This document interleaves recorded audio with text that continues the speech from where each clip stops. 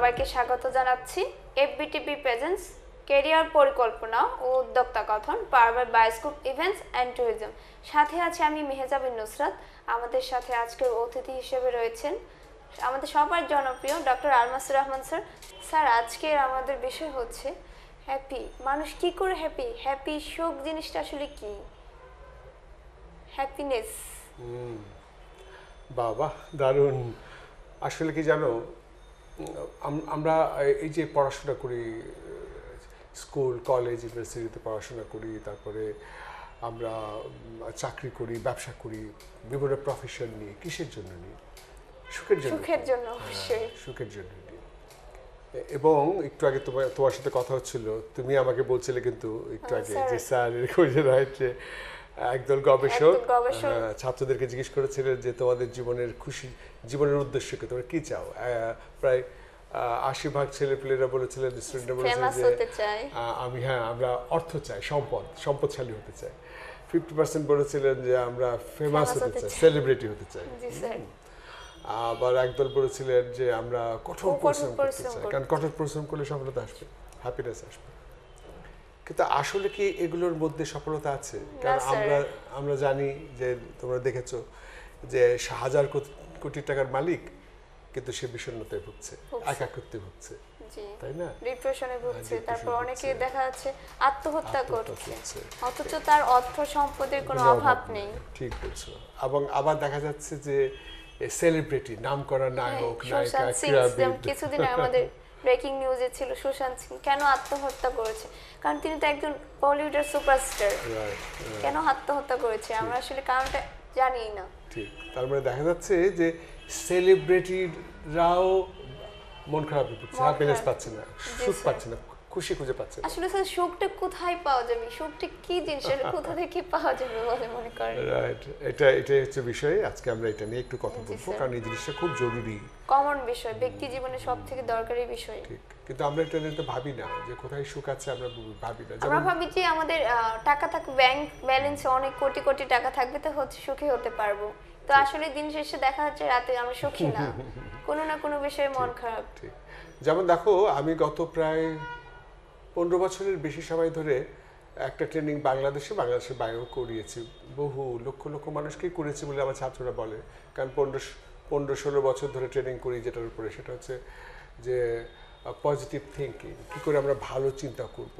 কারণ ভালো চিন্তা করলে আমরা ভালো বোধ করি, হ্যাপি বোধ করি। এবং আমি আর একটা ট্রেনিং বাংলাদেশে প্রচুর করিয়েছি, যেটাকে আমাকে অনেকে বলে, যেমন ক্যাম্পাস পত্রিকার বলে যে প্রোঅ্যাক্টিভ অ্যাটিটিউডের প্রবক্তা আলমাসুর রহমান। সেটা হচ্ছে বাংলাদেশে আমি প্রায় 15 বছর এই ট্রেনিংটাও প্রচুর করিয়েছি। সেটা হচ্ছে প্রোঅ্যাক্টিভ অ্যাটিটিউড, অর্থাৎ সুন্দর আচরণ করা, প্রোঅ্যাক্টিভ মানে সব কিছুর মধ্যে সহজভাবে দেখা, সহজভাবে নেওয়া, যাতে আমার নিজের মনটা ভালো থাকে, অন্যের মনটা ভালো থাকে। তার মানে এই যে পজিটিভ থিঙ্কিং করো, এবং যাতে করে তুমি ভালো থাকতে পারো, হ্যাপি থাকতে পারো, হতাশায় না ভোগো। খুব খুব সিম্পল ব্যাপার। কারণ একটা গবেষকরা কি বলে জানো, যে আমাদের আচরণ নির্ভর করে কিসের উপরে? আমার কথা, আমার বার্তা, আমার উঠা, আমার বসা, আমার সব কিছু, আমার বিহেভটা কিসের উপর নির্ভর করে? সেটা হচ্ছে আমার ফিলিংসের উপরে। আমি যদি খুব ভালো বোধ করি, আমি যদি শান্তির সাথে বোধ করি, আমার মনটা যদি ভালো থাকে, মুড যদি ভালো থাকে, তাহলে আমি কেমন ব্যবহার করবো? ভালো করবো। হ্যাঁ, অবশ্যই ভালো রাইট। তাহলে আমার ব্যবহার নির্ভর করে আমার ফিলিংসের উপর বা মুডের উপরে। মুডটা নির্ভর করে আমার থটের উপরে। আমি কি ভালো চিন্তা করছি না খারাপ চিন্তা করছি? ভালো চিন্তা করলে মন ভালো থাকে, ব্যবহার ভালো হয়। তারপরে এই জন্যই আমরা বলি যে থিঙ্ক পজিটিভ। সবসময় পজিটিভ চিন্তা করেন, সবসময় সুন্দর চিন্তা করেন, যাতে আপনি সুন্দর ফিল করেন এবং সুন্দর ব্যবহার করেন। কিন্তু দুঃখজনক ব্যাপার কি জানো, এই যে আমি এতকাল ধরে মানুষকে বলে আসছি যে থিঙ্ক পজিটিভ, ভালো চিন্তা করেন, পজিটিভ থিঙ্কিং। আপনি তো আনকমন বিষয়গুলো এর আগে 2টা এপিসোডে মানে সবার থেকে আলাদা কিছু কোশ্চেন নিয়ে আপনি আলোচনা করেন। সেটা তো ঠিকই, কারণ আমার কাজ হচ্ছে আচরণবিদ্যার উপরে কাজ করা, আমাদের ভ্যালুজের উপরে আমি কাজ করি, অভ্যাস পরিবর্তনের উপরে কাজ করি। কিন্তু দেখো, একটা জিনিস খেয়াল করো খুব মনোযোগ দিয়ে, নুসরাত।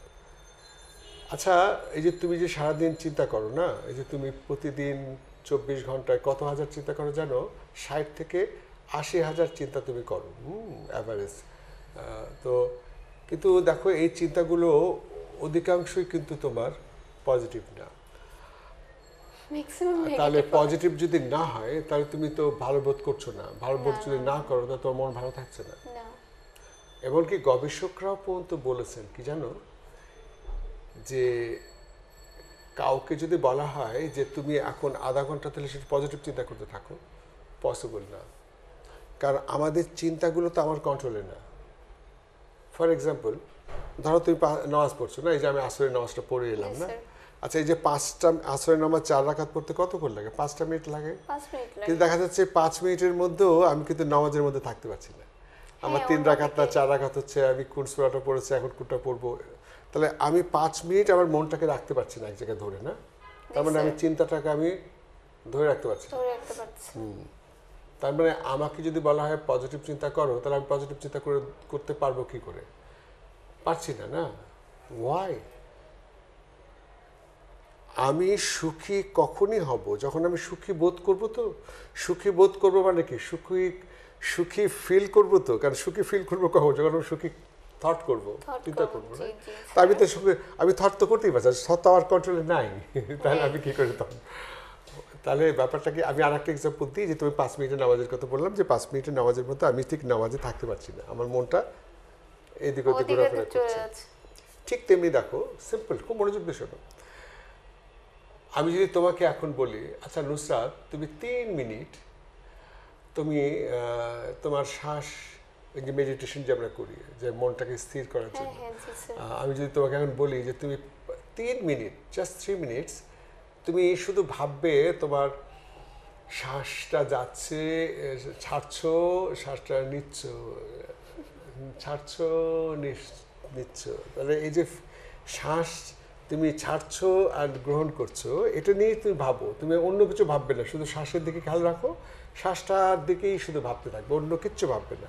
জাস্ট 3 মিনিট দেখবে তুমি এরকম 100 জনকে বলো, পারবে না। 100 জনের মধ্যে 99 জনই পারবে না, অবশ্যই। আচ্ছা, কারণ এই 3 মিনিট সে শ্বাসের দিকে মনটা দিতে পারছে না, মনটার দিকে চলে যাচ্ছে। অনেকে অনেক রকম চিন্তা করে। ক্লিয়ার? একদম পরিষ্কার। তার মানে আমি মনটাকে নিয়ন্ত্রণ করতে পারছি না। তাহলে আমি যদি তোমাকে বলি পজিটিভ থিঙ্কিং করো, তুমি পজিটিভ থিঙ্কিং কেমন করে করবে? তোমার মন তো এদিকে চলে যাচ্ছে, তাহলে পজিটিভ থিঙ্কিং কেমন করে করবে? আর পজিটিভ থিঙ্কিং করতে যদি না পারি, তাহলে তো আমার সুখী হতে পারবো না। সুখী হতে পারছি না, আমি সুখের ভাবনার মধ্যে থাকতে পারছি না। আচ্ছা, কিন্তু দেখো, আমি যদি তোমাকে বলি যে আচ্ছা নুসরাত, তুমি এই 3 মিনিট এই শ্বাসের দিকে বললাম, তুমি পারলে না, আমি বললাম 3 মিনিট তুমি হাতটা এরকম এরকম করো, তো এরকম ব্যায়াম করো, এক্সারসাইজ করো, টাক টাক টাক টাক, 3 মিনিট পারবে না? নিশ্চয়ই পারবে। হ্যাঁ, অবশ্যই পারবো। তার মানে পজিটিভ কাজ করা পসিবল, কিন্তু পজিটিভ থিঙ্কিং করা পসিবল না। তাহলে তুমি কি করে পজিটিভ থিঙ্কিং করবে? এই জন্য বিজ্ঞানীরা কি বলে জানো? বিজ্ঞানীরা বলছেন পজিটিভ থিঙ্কিং করা সহজ তত নয়, বরঞ্চ তার চেয়ে সহজ পজিটিভ অ্যাকশন করা। তাহলে সুখী হতে গেলে আমার পজিটিভ অ্যাকশন করতে হবে যাতে আমি সুখী হতে পারি। ক্লিয়ার? খুব সহজ কথা বলছি। এখন তুমি আমাকে প্রশ্ন করতে পারো, হয়তো মনে মনে আছে, হয়তো করছো না, করাটাই স্বাভাবিক। সেটা হচ্ছে যে আচ্ছা, আমাদের মন যে এদিক ওদিক চলে যাচ্ছে, আমরা ঘুমের ভিতরেও কিন্তু দেখা যাচ্ছে। হ্যাঁ, না, ঘুমের সময় যে তোমার সাবকনসিয়াস মাইন্ডে তোমার স্বপ্ন এদিক ওদিক যাচ্ছে, ওটা তুমি সচেতন অবস্থাতে পারছি না। আমার প্রশ্ন হচ্ছে আমি সচেতন অবস্থা, এখন তো আমি সচেতন না, আমি তো এখন বিটা লেভেলে আছি, সচেতন, এখন আমি ভালো মন্দ বুঝতে পারছি, আবার কি করা উচিত কি করা বুঝতে পারছি। এই সময়ও তো আমি মনটাকে পজিটিভ রাখতে পারছি না। তা বিজ্ঞানীরা কি বলছে জানো? যে মানুষ সচেতন অবস্থায় যখন কোনো একটা কাজের মধ্যে থাকে, তখনও 47% তার ভাবনা তার ওই কাজের বাইরে থাকে। আমি কিন্তু কথাটা কিন্তু খুব মনোযোগ দিয়ে বুঝতে হবে তোমাকে, আমি কি বলেছি, আমি কিন্তু তোমাকে জিজ্ঞেস করবো। কিন্তু আমরা যখন কোনো সচেতন অবস্থায় কোনো কাজে থাকি, তখন ওই কাজের মধ্যে থেকে ওই কাজের চিন্তার বাইরে 47 চিন্তা আমার বাইরে ঘোরাফেরা করে। ধরো তুমি মিটিং এ আছো, এখন তুমি কি নিয়ে আলোচনা হবে? মিটিং মিটিং কে এর কি বিষয়টা নিয়ে, রাইট, কে কি মিটিং এ কে কি বলছে তুমি শুনবে। হচ্ছে। কিন্তু দেখা যাচ্ছে তুমি 47 তুমি মিটিং এর বাইরে। ক্লিয়ার? জি স্যার। তাহলে আমি কথাটা কি মানেটা কি দাঁড়ালো, আমরা যখন যে কাজে থাকি আমার চিন্তার 47% কোথায় থাকে? বাইরে থাকে। এটাকে কি বলে জানো? এটা আচরণবিদ্যায়, মনোবিজ্ঞান বা সমাজবিজ্ঞানে এই শব্দটাকে কি বলে, যে মনটার বাইরে ঘোরাফেরা করছে, এটাকে বলে মাইন্ড ওয়ান্ডারিং, মন ঘুরে বেড়াচ্ছে। ঘুরে বেড়াচ্ছে। তাই তুমি মনটাকে ধরতে পারছো না। আসলে কন্ট্রোলে রাখবো কিভাবে? আসলে দেখা যাচ্ছে আমরা পড়াশোনা করতে গেলে বইটা ওপেন করি। এক্স্যাক্টলি, তুমি বইটা তো পড়ছো না, মনটা বাইরে। আমি তুমি যে খাচ্ছ না, তুমি যে দুপুরে বা সকালে যে নাস্তা করছো, ওই খাওয়ার সময় তুমি বাইরে ভাবছো। আমরা যখন এই জন্য যারা খাদ্য বিজ্ঞানীরা বলেন আর ন্যাচারোপ্যাথিস্টরা বলেন যে আপনি খাওয়ার সময় খাওয়ার দিকে মন দেন, তাহলে আপনি খাওয়াটা আপনার ভালো মতো হজম হবে, তাই না? আমি কিন্তু নিজেও এরকম রাইট। করি। সিনেমা দেখছো, সিনেমার দিকে মন দাও, ওখানে এনজয় করো, রাইট। তুমি যখন তোমার বন্ধুর সাথে কথা বলছো, তো বন্ধুর সাথে সময় দাও, বন্ধুর সাথে কনসেন্ট্রেশন করো। তোমার বন্ধুর সাথে কথা বলছো, মনটা বাইরে, তো বন্ধু তো অসন্তুষ্ট হবে। তুমি তোমার বাচ্চার সাথে খেলছো, গল্প করছো, কিন্তু তোমার মনটা বাইরে, তোর বাচ্চার সাথে তুমি কনসেন্ট্রেশন কী করবে? তুমি ওয়াইফের সাথে আছো বা তুমি তোমার হাজবেন্ডের সাথে আছো, তুমি হাজবেন্ডের সাথে আছো কিন্তু তোমার মনটা বাইরে, তার হাজবেন্ড খুশি হবে? না না না, অশান্তি। তাহলে খুশি, তাহলে সুখী কী করে হবে? তাহলে আমাদের কাছে আমার কথা পরিষ্কার যে আমরা যা কিছু করি ওই করার চিন্তার বাইরে কত পার্সেন্ট চিন্তা বাইরে থাকে? 47%। এটাকে বলা হয় মনের বিচরণ, ঘোরা, মাইন্ড ওয়ান্ডারিং। তাহলে আমি সুখী হতে চাই কেন? কারণ আমি সুখ নিয়ে ভাবতে চাই। তা আমার ভাবনা তো অন্যদিকে চলে যাচ্ছে, আমি কি সুখ নিয়ে ভাবতে পারছি না তো। খুব একটা কমন একটা একদম পরিষ্কার না? একদম ব্যাপারটা ক্লিয়ার হয়েছে না? জি, স্যার। ভালো। যে তাহলে আমরা যে বলছি থিঙ্ক পজিটিভ, ভালো চিন্তা করো, আর আমি জানি ভালো চিন্তা করাটা সবচেয়ে ভালো, কিন্তু আমি তো পারছি না। কিন্তু আমাকে কিন্তু কেউ বলছেও না, স্যার আপনি তো পজিটিভ চিন্তা করতে বলছেন, আমি তো সচেতনতা অধিকাংশ সময় সারাদিন তো আমার নেগেটিভ। আমাকে কিন্তু প্রচুর আমার ছাত্রছাত্রী বলে যে স্যার আমার না সারাদিন মাথায় খালি খারাপ চিন্তা আসে। দেখছো অবস্থাটা? আমারও যে সেম কোশ্চেন, আমার যে একটা প্রবলেম, পড়তে গেলে দেখা যাচ্ছে মনটা ওই জায়গায় স্থির করতে পারি না, নানান ধরনের চিন্তা এসে যায়। এক্স্যাক্টলি।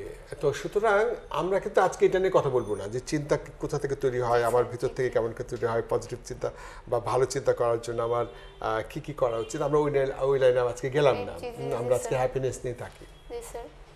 তাহলে আমরা আজকে তাহলে এতটুকু এখন পর্যন্ত আমরা বুঝলাম বা শিখলাম যে পজিটিভ থিঙ্কিং বা চিন্তাটাকে আমি কন্ট্রোল করতে পারছি না। তাহলে একটা জিনিস পারছি, তোমাকে একটু আগে বললাম যে আমি পজিটিভ অ্যাকশন করতে পারছি। জি। এই যে আমি 5 মিনিট নড়াতে পারছি বা 10 মিনিট নড়াতে পারছি, কিন্তু 10 মিনিট আমি একদিকে ভাবতে পারছি না। তাহলে সুখী হওয়ার উপায়টা খুব ইজি হয়ে গেল। কিন্তু দেখো, তাহলে আমি যদি পজিটিভ অ্যাকশন করি, আমি যদি প্রতিদিন পজিটিভ অ্যাকশন বেশি বেশি করে করি, তাহলে আমার ফিলিংসটা কেমন হবে? Positive, right? পজিটিভ থিঙ্কিং যেহেতু করাটা কঠিন, তাহলে পজিটিভ অ্যাকশন করাটা তো সহজ। তাহলে আমি পজিটিভ অ্যাকশনটা তো করি যাতে করে আমার ভিতরে ফিলিংসটা ভালো হয়। পজিটিভ অ্যাকশন মানে কি? ধরো তুমি কাউকে দেখলে বলে আসসালামু আলাইকুম, কেমন আছেন? ভালো আছেন? আচ্ছা কেমন লাগবে? শান্তি লাগবে না? কিন্তু তুমি যদি তাকে বলো কেমন আছেন, ভালো আছেন, তাহলে তুমি যদি না বলো তাহলে তোমার মধ্যে তো কোনো ফিলিংসই আসলো না। কিন্তু এখন তো ভালো ফিলিংস করছো না? আচ্ছা তুমি যদি কাউকে বলো আপনাকে খুব সুন্দর দেখাচ্ছে, কেমন লাগবে?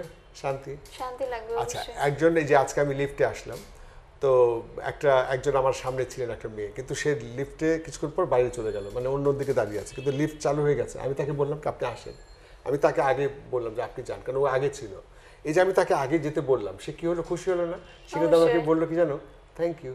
এই যে ও খুশি হলো, তাহলে আমার অ্যাকশনটা কি? পজিটিভ। তার মানে আমরা যদি সারাদিন ধরে অধিকাংশ সময় পজিটিভ অ্যাকশন করি, ভালো কাজ করি, তাহলে আমার কেমন লাগবে? খুশি লাগবে। তাহলে আজকে আমরা এখন এই পর্যন্ত কি শিখলাম?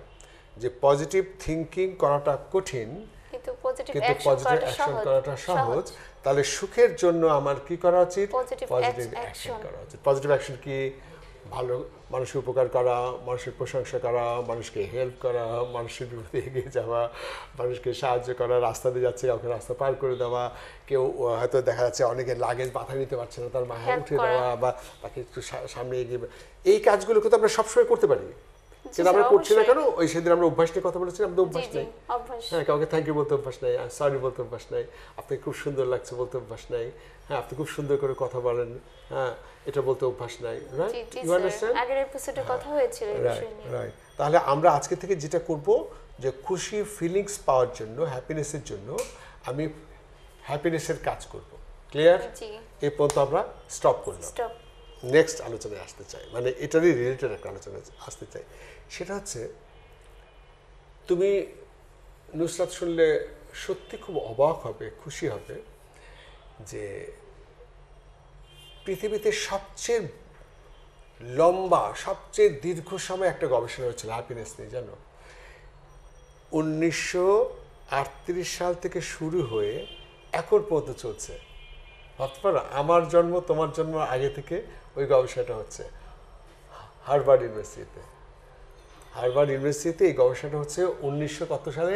38 38 সাল থেকে গবেষণাটা এখনো চলছে। Continue হচ্ছে। তাহলে ভেবে দেখো কত লম্বা দীর্ঘ গবেষণার বিষয়। সাবজেক্টটা কি জানো? হ্যাপিনেস। ও আচ্ছা। এবং তুমি শুনো, খুশি হবে, তখন কি করেছিলেন গবেষকরা, ওই সময় তরুণ এবং তরুণী যুবকদেরকে, যারা বয়স কম, 14, 15, 16, 17, 18, এদেরকে, যারা ধনিক শ্রেণী এবং যারা ধনিক শ্রেণী না এরকম সাধারণ, তাদেরকে নিয়েছিলেন এবং তাদের সংখ্যা 700 প্রায়, বুঝতে পেরেছ? এবং 700 জনকে লিস্ট করেছেন এবং এই 700 জনের উপরে কিন্তু গবেষণা চলছে এখনো। তাহলে ভেবে থাকো, ওই 1938 সালে যাদের বয়স ছিল 15, এখন তাদের 75 আর 15 কত? ভেবে দেখো তো, 90 বছর না? 80 বছর না? 75 আর 5 80, 90 বছর। এবং তাদের মধ্যে এখনো অনেকে বেঁচে আছে। ওই গবেষণা করে এবং 2 বছর পর পর তাদেরকে মেডিকেল চেক আপ করা হয়েছে, তাদের কোলেস্টেরল কত, তাদের হার্টের প্রবলেম আছে কিনা, তাদের অন্য কোনো সমস্যা আছে কিনা, ব্রেন স্ক্যানিং করে দেখেছে তাদের ব্রেনের ডেভেলপমেন্ট কেমন হয়েছে। তার মানে দেখো গবেষণা কত গভীর, রাইট? জি স্যার। এবং তাদের গবেষণা করেছে প্রতি 2 বছর পর পর, কিছুদিন পর পর জিজ্ঞেস করেছে আপনি কেমন আছেন, ভালো আছেন? এবং তাদের মধ্যে কে কে আছে জানো? তাদের মধ্যে এমন কেউ আছেন যারা পরবর্তীকালে প্রেসিডেন্ট হয়েছেন, এরকম লোকও আছেন। মানে ওই সময় যাদেরকে নিয়ে গবেষণা হচ্ছে তাদের মধ্যে রাষ্ট্রপতি হচ্ছেন, তাদের মধ্যে ব্যবসায়ী হচ্ছেন, এমনকি তাদের মধ্যে কেউ এডিক্টেড আছেন, নেশাখোর আছেন, তাদের মধ্যে মেকানিক আছে, যারা শ্রমিক, গাড়ি চালক আছে, ইউ আন্ডারস্ট্যান্ড? শিল্পী আছে, সাহিত্যিক আছে, কবি আছে। তার মানে ওদের মধ্যে থেকে বিভিন্ন পেশার ব্যক্তিরা তৈরি হয়েছে। কিন্তু তার মানে, এবং তাদেরকে প্রত্যেককে জিজ্ঞেস করেছিল আপনি কেমন, হ্যাপি, আপনি কি খুশি আছেন, আপনি কি সন্তুষ্ট? কি বলেছিল স্যার? হ্যাঁ, ওটাই তো রহস্য। কি দারুণ তুমি বলছো, যে কি রেজাল্টটা কি। এতদিন ধরে একটা জিনিস নিয়ে গবেষণা করছি, এটা রেজাল্ট। এবং একদম দারুণ। 1938 সাল থেকে গবেষণা করেও 2012 সালে রিপোর্ট দিয়েছে, কি জানো? এই যাদের উপরে গবেষণা হয়েছে তারা সবাই যা বলেছে যে আসলে সুখ কিসের মধ্যে, তারা কিন্তু বলেননি অর্থ, সম্পদ, প্রতিপত্তি, এর মধ্যে সুখ ওনারা খুঁজে পাননি। ওনারা সুখ খুঁজে পেয়েছেন সুসম্পর্কের উপর, সম্পর্কের উপর, রিলেশনস। কি দারুণ না? রিলেশনের উপরে। দেখো, এই যে একটু আগে তুমি বললে, যে আমি নামটা বলতে চাইলাম না, ভারতের প্রখ্যাত একজন অভিনেতা, দেখো সে কত জনপ্রিয় না? জি, সবাই। আচ্ছা, ওকে লক্ষ কোটি মানুষ তাকে পছন্দ করে, ভালোবাসে। জি। তার মানে তাকে লক্ষ লক্ষ মানুষ তাকে পছন্দ করছে, রাইট? তাকে অ্যাপ্রিসিয়েট করছে, পছন্দ করছে। কিন্তু ওই ব্যক্তিটি, যে সেলিব্রিটি, তিনি কি লক্ষ মানুষকে চেনেন না? আচ্ছা, তার সাথে সম্পর্ক কি 100 জনের আছে? হয়তো না। এমনকি এমনও হতে পারে যে 20 জনের সাথে তার সুসম্পর্ক নাই। একটা মানুষ কখন ডিপ্রেসড হয়, কখন আত্মহত্যা করে? যখন তার মনে হয় আমার কেউ নাই। জি। তাহলে ব্যাপারটা কত আশ্চর্যজনক না? তাহলে সেলিব্রিটি হলেই তাকে সে দিয়ে হ্যাপি হতে পারছেন না, কারণ তার সাথে সুসম্পর্কের প্রবলেম। তার কাছে মনে হয় জীবনের কোনো মানে নাই।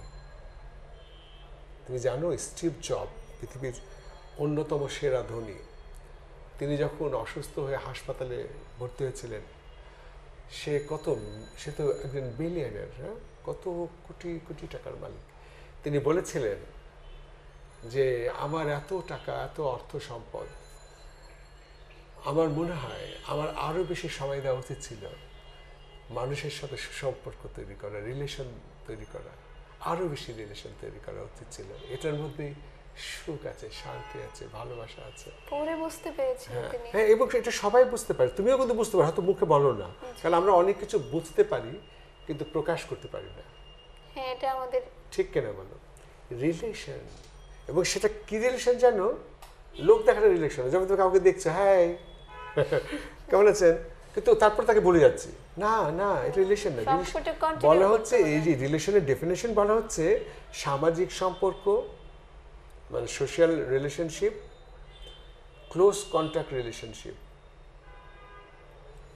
তার মানে কি? এবং আত্মীয় স্বজনের সাথে রিলেশনশিপ। একটা হচ্ছে সামাজিক রিলেশনশিপ, মানে কি আমি যে কোম্পানি চাকরি করি সবার সাথে সবার সম্পর্ক, সঙ্গে সুসম্পর্ক। আমার স্কুল কলেজ ইউনিভার্সিটির বন্ধুদের সাথে Friend-দের- সম্পর্ক, জি, প্রতিবেশীদের সাথে আমার সম্পর্ক। এই ক্লোজ কন্ট্যাক্ট রিলেশনশিপ কাদের সাথে? আমার বাবা মার সাথে, আমার সন্তানদের সাথে, আমার ওয়াইফের সাথে, জি, আমার নিকট আত্মীয়ের সাথে। রিলেটিভদের সঙ্গে। কিন্তু দেখো এই সম্পর্কটা কিন্তু ফর্মাল সম্পর্ক না, হৃদয়ের সম্পর্ক। অবশ্যই। লাভ, মানে আমি যার সাথে কথা বলছি তাকে ফিল করছি, আমি যা আমার প্রতিবেশীকে, আমার আত্মীয়কে আমি অনুভব করছি, তার বাসায় যেতে ইচ্ছে করছে, তাকে আমি হৃদয় দিয়ে তার সাথে কথা বলছি, তাকে আমি ফিল করছি, তার বিপদে দৌড়ে যাচ্ছি, তাকে অনুভব করছি। এই রিলেশনশিপ, এমনকি গবেষণায় কি দেখা গেছে জানো? ওই যে বললাম না, তাদের স্ক্রিনিং করা হয়েছে ব্রেন, জি। তাদের, এবং তারা দেখা গেছে যারা মানুষের সাথে, যাদের সুসম্পর্কটা রয়েছে, যারা মানুষের সাথে সুসম্পর্কটা রাখতে পেরেছে হৃদয় দিয়ে, আন্তরিকতা দিয়ে, ভালোবাসা দিয়ে, ফিলিংস দিয়ে, তারা দীর্ঘ জীবন পেয়েছে, তাদের রোগ কম হয়েছে, তাদের ব্রেনের ডেভেলপমেন্টটা বেশি হয়েছে, তারা স্মরণশক্তি ভালো ছিল, তারা মনে করতে পেরেছে বেশি, তাদের মধ্যে রোগ কম কম হয়েছে, তাদের আয়ু বৃদ্ধি পেয়েছে। কেন? রিলেশন।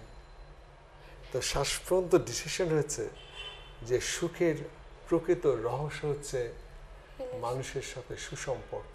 খুব একটা চমৎকার একটা অসাধারণ বিষয়, না? অসাধারণ একটা এবং বিষয়। এটা কিন্তু অ্যাকশন। আমি তোকে বলেছি হ্যাপিনেসটা, বলেছে থিঙ্কিং, তুমি পজিটিভ থিঙ্কিং করতে পারছো না, কিন্তু পজিটিভ অ্যাকশন Action করতে পারছো। তাহলে রিলেশন ডেভেলপমেন্টটা হয় কিন্তু অ্যাকশনের উপর। অ্যাকশনের মাধ্যমে। তাহলে আমি তাকে যাচ্ছি, তার সাথে কথা বলছি, বলছি। তাকে ফিল করছি, তাকে জিজ্ঞেস করছি কেমন আছে, তার বিপদে এগিয়ে যাচ্ছি, তাকে খেতে দিচ্ছি, দেখো অ্যাকশন। এবং তোমাকে তুমি শুনলে আশ্চর্য হবে যে এই যে ব্রেন ডেভেলপমেন্টটা হচ্ছে, তাদের সাথে সুসম্পর্কটা হচ্ছে। তো এমনকি আমি তোমাকে একটা হাদিস বলি, রাসূলুল্লাহ সাল্লাল্লাহু আলাইহি ওয়াসাল্লাম হাদিস। রাসূলুল্লাহ সাল্লাল্লাহু আলাইহি ওয়াসাল্লাম, হযরত মুহাম্মদ সাল্লাল্লাহু আলাইহি ওয়াসাল্লাম বলছেন যে কেউ যদি তার রিজিক বাড়াতে চায় এবং আয়ু বাড়াতে চায়, সে যেন তার নিকট আত্মীয় স্বজনের সাথে সুসম্পর্ক রাখে। কিন্তু আমরা ভাবি, আমরা রাখি না, ম্যাক্সিমাম রাখি না, যে না আমি তার সঙ্গে ভালো সম্পর্ক রাখতেছি, দেখা যাচ্ছে সে আমার থেকে টাকা ধার নিয়ে দিবে না, অনেক ধরনের হোক, চিন্তা সেটা ভাবনা তার কাজ করে। ব্যাপার। I will do my job. আমি মানুষকে ভালোবাসবো, মানুষের ভালো করব, মানুষের কথা ভাববো, সে করুক আর না করো। না করুক সেটা আমার দেখার বিষয় নয়। আই লাভ ইউ, তুমি আমাকে লাভ করো আর নাই করো, না করো। I feel you, this is call unconditional love. ভালোবাসা কখনো কন্ডিশনাল হয় না। কন্ডিশন হয় না। তাহলে দেখো 1400 বছর রাসূলুল্লাহ সাল্লাল্লাহু আলাইহি ওয়াসাল্লাম কি বললেন? কেউ যদি তার রিজিক রিজিক বাড়াতে বাড়াতে চায় এবং আয়ু বাড়াতে চায়, সেক্ষেত্রে সে তার যেতে সেটা আত্মীয়স্বজনের সাথে সুসম্পর্ক সুসম্পর্ক রাখে। রাখে। তাহলে দেখো এই গবেষণায় কি প্রমাণ হলো যে আয়ু বেড়েছে, হ্যাপিনেস বেড়েছে বেড়েছে। সুসম্পর্কের জন্য। তার রাসূল সাল্লাল্লাহু আলাইহি ওয়াসাল্লাম 1400 বছর আগে যেটা বলেছেন সেটাই তো হলো। হচ্ছে। শুধু তাই না, এই যে রিলেশনটা কার সাথে? প্রতিবেশীদের সাথে। দেখো আমাদের সমাজটাকে যদি তুমি বিশ্লেষণ করো, তুমি যদি আদালতে খোঁজ নাও, আমার অনেক ছাত্র অ্যাডভোকেট, ওকে, আমাকে কি বলে জানো? স্যার, কোর্টে অধিকাংশ যে অভিযোগ বা কেস, সেটা হচ্ছে আত্মীয় স্বজনের সাথে, প্রতিবেশীদের সাথে ঝগড়া, আত্মীয় স্বজনের ঝগড়া। অধিকাংশ কেসের বিষয় কি, মানে আদালতের যে কেস করেছে, মানুষ অভিযোগ করেছে, আদালতে কিসের অভিযোগে কেস হয়? অধিকাংশ হচ্ছে আত্মীয়তার সাথে সম্পর্ক নাই, তাদের সাথে গন্ডগোল, আর আত্মীয়ের সাথে, প্রতিবেশীর সাথে। অথচ বলা হচ্ছে সম্পর্কটা রাখতে হবে কার সাথে? আত্মীয় স্বজনের ঈশ্বরের সাথে এবং প্রতিবেশীর সাথে। এমনকি তুমি জানো হযরত মুহাম্মদ সাল্লাল্লাহু আলাইহি ওয়াসাল্লাম বুখারী শরীফ বলছেন যে জিবরাইল আলাইহিস সালাম আমার কাছে এত বেশি ইনফরমেশন দিচ্ছিলেন যে প্রতিবেশীর অধিকার নিয়ে, সম্পর্ক নিয়ে, যা আমার একসময় মনেই হচ্ছিল যে না জানি আল্লাহ প্রতিবেশীকে আমার উত্তরাধিকার অংশ করে ফেলে কিনা। তার মানে প্রতিবেশীর হক এত জরুরি, প্রতিবেশীর সাথে সুসম্পর্ক তো এত জরুরি, কিন্তু আমরা প্রতিবেশীর সাথে আমাদের সবচেয়ে বেশি গন্ডগোল, আর আত্মীয়তার সাথে আমাদের রিলেশনটা সবচেয়ে দুর্বল। আমরা কি করে হ্যাপি হব, কি করে সুখী হব, কি করে আনন্দের মধ্যে থাকবো? আমরা তো একেবারে উল্টো পথে চলছি। তাহলে আজকে থেকে আমাদের কি করতে হবে? আমরা যদি সুখী হতে চাই, আমরা যদি হ্যাপি হতে চাই, তাহলে আমাদেরকে সুখের হ্যাপির কাজগুলো করতে হবে। এবং সেই কাজগুলো কি? মানুষের কল্যাণ, মানুষের সেবা, মানুষের উপকার, মানুষের সাথে সুসম্পর্ক। এবং গবেষণায় দেখা গেছে যে রিলেশন, সুসম্পর্কই মানুষকে হ্যাপি করতে পারে। সেই সুসম্পর্কটা কার সাথে? নিকটাত্মীয়, আত্মীয় স্বজন, ফ্রেন্ড সার্কেল, প্রতিবেশীর সাথে। এবং এটাই হলো সুখের মূল রহস্য। আমাদের অর্থ প্রয়োজন আছে, সম্পদ দরকার আছে, ফেম দরকার আছে, নেম দরকার আছে, সুখে, কিন্তু সুখ কিন্তু নিহত রয়েছে রিলেশনের উপর। আমার ওজনে একটা অনেক চমৎকার একটা বিষয় আপনার কাছ থেকে জানলাম, অনেক ভালো লাগলো স্যার। আসলে আমি নিজেও জানাচ্ছিলাম না। তো এই হচ্ছে ব্যাপার।